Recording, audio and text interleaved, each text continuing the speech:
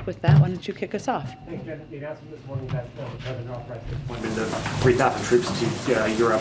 The President previewed that announcement last week and then ordered it today. Is there some new piece of information or intelligence that he saw in the last few days that sort of went from being a notional thing to something that to an actual deployment?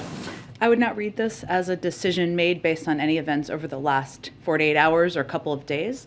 We've been in discussion and under discussion with our partners and allies in the region where these troops are going for several weeks now. And I would just outline for you, I know some of you may have watched John Kirby's briefing, but just to give some more specifics, 1,000 service members from the U.S. Army's 2nd Cavalry Regiment, which is based in Germany, will reposition to Romania in the coming days. Secretary Austin had discussed this possibility and this deployment to Romania last week in his conversation with the Romanian defense minister. Second, we are moving 1,700 service members from Fort Bragg to Poland and approximately 300 service members from Fort Bragg to Germany.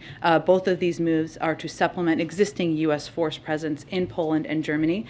These forces are separate and in addition to the 8,500 personnel in the United States on heightened alert position posture that we announced last week. But I would also note, Zeke, just to finish answering your question, that the President has been clear since the beginning of the escalation and the building of troops at the border, and been directly clear with President Putin, as he was in early December. If Russia stays on an escalatory path, which they clearly have, we will make force posture adjustments to deter and defend against any aggression. This is not troops that will go into Ukraine. They're not fighting in Ukraine. This is us, this is the United States abiding by our commitments under Article 5 to support, reassure our partners in the region.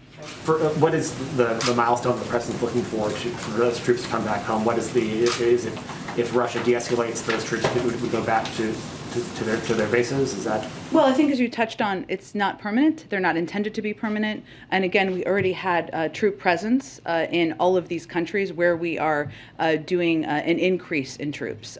So I can't give you an evaluation. Obviously, if Russia decides to de-escalate, to take de-escalatory steps, then certainly that would impact what the force posture needs are in other parts of the region.